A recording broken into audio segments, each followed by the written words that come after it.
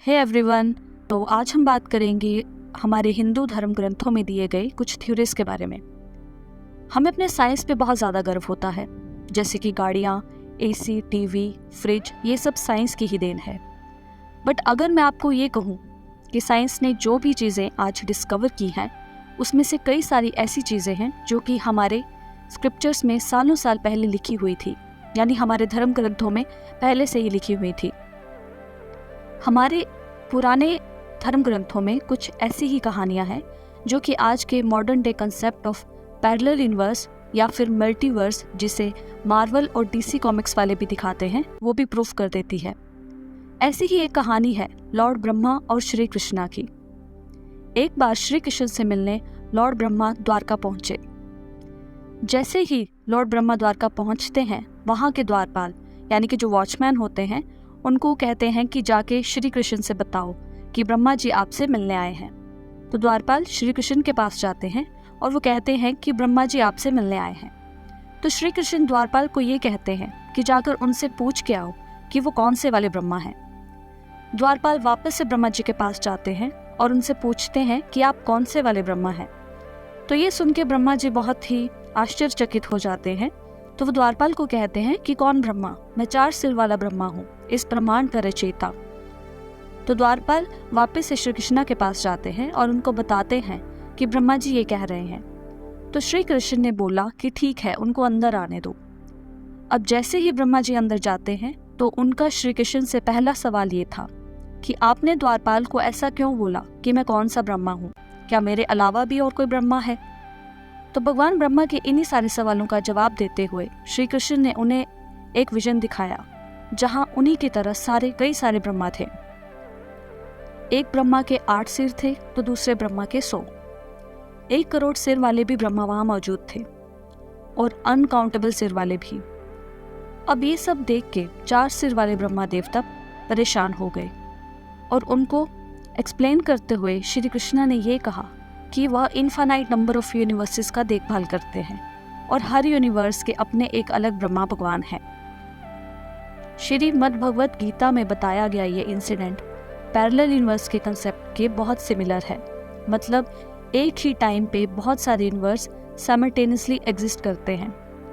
अब ये जो पैरेलल यूनिवर्स और मल्टीवर्स का कॉन्सेप्ट है, उसको साइंस ने कभी प्रूफ तो नहीं किया है, पर उन्होंने इसके एग्जिस्टेंस को डिनाई भी नहीं किया है, क्योंकि बहुत सारी ऐसी चीज़ें हैं जो कि ये बताती हैं कि सच में पैरेलल यूनिवर्स यानी कि समानांतर ब्रह्मांड एग्जिस्ट कर सकते हैं। आपने एक मूवी के बारे में तो सुना होगा जिसका नाम है इंटरस्टेलर।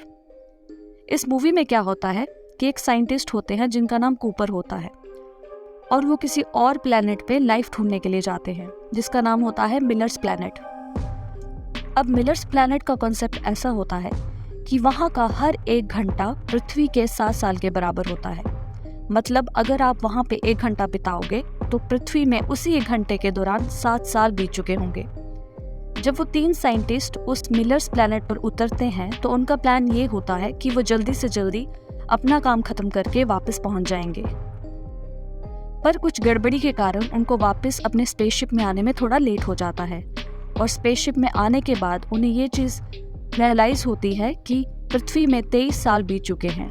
उनके जाने के टाइम जैसे वो दिख रहे थे वो बिल्कुल वैसे ही दिख रहे हैं, क्योंकि उनके लिए कुछ ही घंटों की बात थी, लेकिन पृथ्वी पे 23 साल बीत चुके होते हैं। इस 23 साल के दौरान उस साइंटिस्ट कूपर की जो बेटी अर्थ पे थी वो बड़ी हो चुकी है, पर कूपर अभी भी एग्जैक्ट सेम कंडीशन में है। हम इस फेनोमेनन को कहते हैं टाइम डायलेशन, जो कि आइंस्टाइन की स्पेशल थ्योरी ऑफ रिलेटिविटी का आउटकम है, जो कि उन्होंने दिया था 1900 में।